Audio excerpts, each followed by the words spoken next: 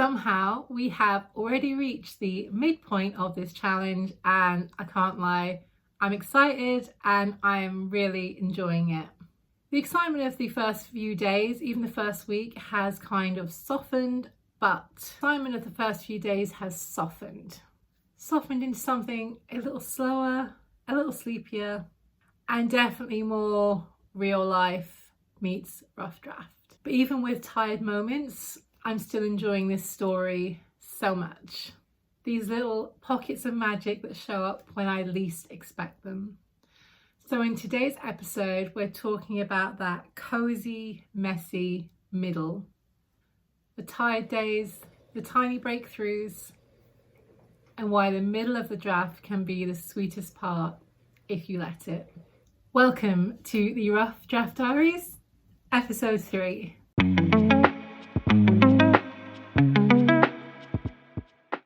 Hi, hello, and welcome back to my channel. If you're new here, my name is Melanie and I write all things cozy. Can you believe that this is the 3rd week of November? There is only like one left, and then the Rough Draft Diaries, or whichever November writing challenge you're following, is done. Like, it's crazy to me. The time is just flying by, and I'm not sure how I feel about that. Word count update, let's start there. Current word count is 10,611. This means I have exceeded my initial goal of 10,000 words, so claps for me. As I said, I had set that as a lower goal with a view to surpass it, which I have done. With the Rough Draft Challenge, there is a little rewards planner in the planner printout. I hadn't at the time when I was filling in decided what those rewards were going to be, but I wasn't too fast. I knew I'd come up with something. And a little way back when, maybe a week, 10 days ago, an email from Hay House to say that there was a sale on I love me a Hay House book or whatever else they're selling me, oracle cards. Love, love, love, great brand, fantastic books. They had a sale on for up to 50% off, and I treated myself to a little something with a view to getting 10,000 words. So it came shortly after I actually finished the last vlog, but I thought I would save it for this one. So let's open it up. It is this, the Louise Hay 2026 I Can Do It affirmations calendar. And basically it's just a one-a-day calendar, and each day has a daily affirmation. It was actually cheaper from Hay House, even with the shipping, than Amazon. How rare is that? Because of course I saw it on sale. I was like, let me go check Amazon because it's typically cheaper. I'll be honest, and you know, Hay House are a huge multi-million-dollar corporation. I'm not too fussed if I buy it from them or another multi-million-dollar corporation, but it was cheaper, so I did end up getting it from there. I just thought this would be really nice. Now I've got more of a desk setup to kind of have in front of me, just do one a day, and there are some really nice images associated with them. And it was £8.50 for the calendar, and it was like a couple of pounds for delivery. So yeah, that was my little 10,000 reward. Speaking of rewards, the reward that I absolutely knew that I wanted to do was when I had finished the month, as long as I exceeded that word count. My reward is to get all shiny new manner of things from Erin Condren, and the Erin Condren Black Friday sale is live. If you're an Erin Condren insider, i.e. you're on the newsletter list, it is now open and it is on 35%. So if you too are a bit of a planner addict, go ahead there, because like everything is on sale. I have already put numerous things in my cart. Obviously I set myself a budget, so I didn't go completely mad with what I was buying. What I love at Erin Condren is if you're buying internationally, it's very straightforward and upfront about how much shipping that you're going to pay. There is a set price plus a percentage of the total amount that you pay them so that they can pay customs here for the VAT, essentially the value added tax. So it's lovely and straightforward. I pay them the money, I get the thing. There is no card through my door from Royal Mail saying you must pay this to receive your item. Thank you, Erin Condren. We appreciate a standardized international ordering service. So I will be finalizing that order later. I just wanted to have more of a look through. I'm not going to buy things like stickers or just things that are not super specific to Erin Condren, things I could find here quite easily, like planner stickers and washi tape. What I want are things that are specifically Erin Condren, like the planner layout, the notebooks, the interchangeable covers. That's what I'm spending the money on, as opposed to the little accessories, because most things like that I can find here. It's a lot more simple than having to buy it there, and cheaper, obviously. So those are all my rewards sorted. Over the weekend I wrote absolutely nothing yet again. I'm getting a sense of deja vu here, because I'm sure it's exactly what I said in the last vlog. The weekend came, it was very grey, it was very cloudy. I don't do well with grey, cloudy days at all. They really zap my energy. And because I was ahead of where I had initially planned to be, I thought, you know what, I'm just not going to bother. I have more than enough time to etch towards the kind of 25,000 in the month. So I just took the whole weekend off and I just read. I just set myself up on the sofa in the living room while my husband was gaming. I was just there with my book. I read like 3 books on Kindle Unlimited the whole weekend. I just sat there, read books, and it was glorious. I don't think I've just sat and read all day in really quite some time. I think I just really needed it. I just needed that break from doing this and from doing much of anything. To just sit and read. It was luxurious. I also started back with the Baby Dragon Cafe. I made a start on this, and then Bury Our Bones came in at the library, so I put a pause on this to finish that. Now we're back here. I'm halfway through. I'm enjoying it, but there are some things that are a little strange about this book. So this is a cozy fantasy, so you know it's a sweet story, possibly too sweet in places, but that I can overlook. It's the fact that you'll be reading something and it'll be this very nice cozy description, and then it's laced with the odd swear word and it doesn't fit. It feels like what's the author's name? A.T. Qureshi kind of wrote this very lovely, soft, gentle story. She sent it to the publisher and they were like, we love this, but can we throw in some swear words, because having things that bit spicier, and there are definitely some kind of more spicy descriptions in here. It is not spicy, there is none of that. But when she's kind of looking at her love interest, some of those descriptions are, again, spicier than what fits with the rest of the story. It's just a bit jarring that you're reading this soft, gentle story, and then, you know, you get a swear word or like a spicy description. I have no objections to either of those things whatsoever, but they have to be used in a context that makes sense. And here, for me, it doesn't. It really honestly feels like the editor was like, oh, maybe this is a bit too childish. Let's throw in some swear words and a bit of spice and we'll age it up. And it didn't work. It doesn't work. But I'm sticking with it because it's really, it's not so bad that I can't carry on or anything like that. I just feel that it was an unnecessary addition. But the story is very sweet, and I am going to get through to the end of it. At this point, I'm not convinced I want to read the sequel, but other than that, I think it's cute and sweet. That is my opinion so far.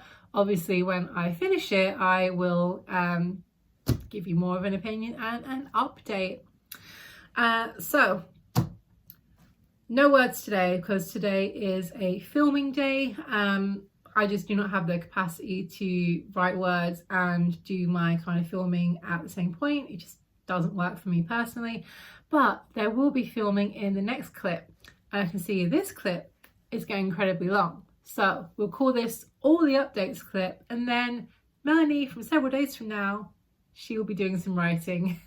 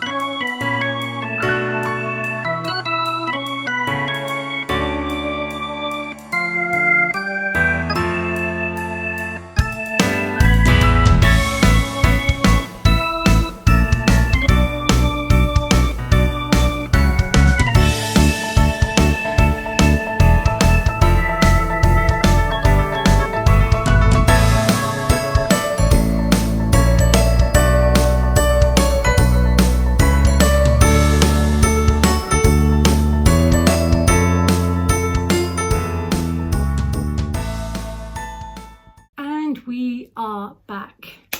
As you saw, we have been out and about. We needed to get some new Christmas decorations because we are switching up our colour scheme after 7 years of it being blue and silver. But what we are doing is utilising the blue and silver in our porch area. We have an enclosed front porch and we have a garland that we use around the door. We put it up last year, but we couldn't find any baubles that we liked. So we have decided that by changing our kind of main Christmas tree to pink, which fits better in with the pillows and the kind of blanket that we have in there at this time of year, we can then put those blue baubles in our porch, and we have a kind of teal wallpaper, so it all goes together very nicely. I am not one for doing a different colour scheme every year. Despite what the retailers say, it's just not necessary. Using the kind of same decorations every year, I think it kind of keeps a tradition, and that, you know, you're putting the same ones up each year and maybe you add to them. We certainly do. We tend to get a Christmas decoration from places that we visit, just as a little memento, just so it's not all kind of plain baubles. We like to jazz it up a little bit. So I'm excited to have the pink decorations. We are planning to put those up next weekend. So I will be able to show you once it's done and you can see what you think. What decoration scheme do you go for, if any? Maybe you don't. Maybe you just get all the baubles and all the colours and put them up. Nothing wrong with that. But if you have a particular colour scheme, do share with us down in the comments. It'd be really fun to see. I also got my first Starbucks festive drink of the season.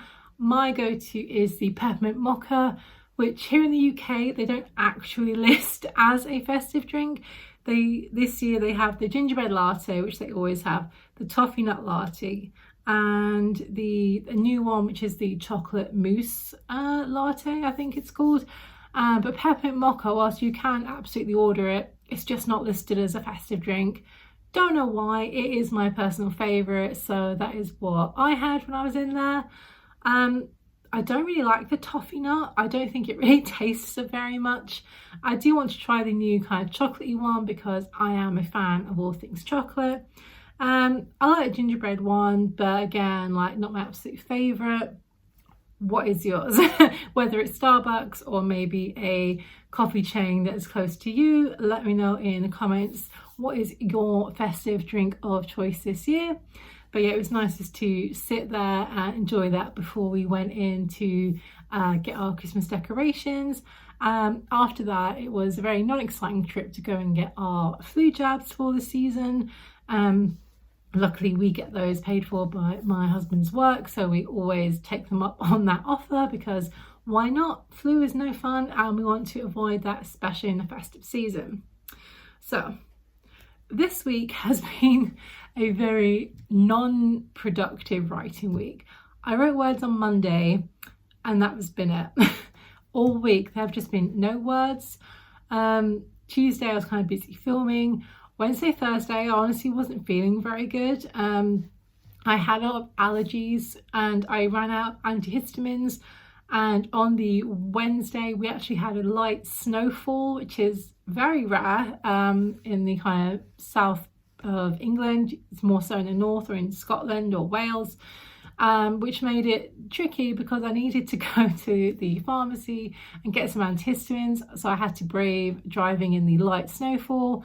I know this probably seems a bit over the top to any of you that live in areas that have a lot of snowfall. Here in the UK, we don't prepare for anything like that because it occurs so rarely. We don't do things like gritting the roads in advance. Only if it's super bad do they bother to get the gritting lorries out and on the roads. 9 times out of 10, we're not ready and we just have to get on with it as best we can. Yes, obviously it's a lot less snowfall than other places, but still we do not prepare very well as a country for when these things happen. But it was fine. I managed to get out and get my antihistamines, which made me kind of feel better, but honestly for those couple of days didn't feel super great, didn't get anything done, and it's really just been very few words this week, but that is okay. Sometimes life just happens and there is no point trying to force yourself to do some writing when you're not feeling great or you're just not in the right headspace, because sometimes there's only so much you can gently push yourself to get something done. But I just knew that on those few days that it was not happening. But there is still next week to get in some more words. But as you know, I've already surpassed my 10k goal, so anything above and beyond that for me is personally a bonus, so I'm not too worried. Over the weekend, I will likely get in a few thousand more words and that will help kind of bring up the total. But for me, I am very happy with where I am currently and I'm not too concerned that I've had several days without writing. I feel a lot better now, so I will be able to get into it with much more ease. So on that note, I'm going to end the vlog here. I think this is probably going to be a shorter vlog because I didn't do a lot of writing at all, but I hope you've enjoyed it all the same. Hopefully there will be more writing in next week's final vlog for the Rough Draft Challenge. We will see. So thank you very much for watching, and if you've enjoyed this video, I would love for you to hit the subscribe button down below. Have a wonderful cozy day. Bye.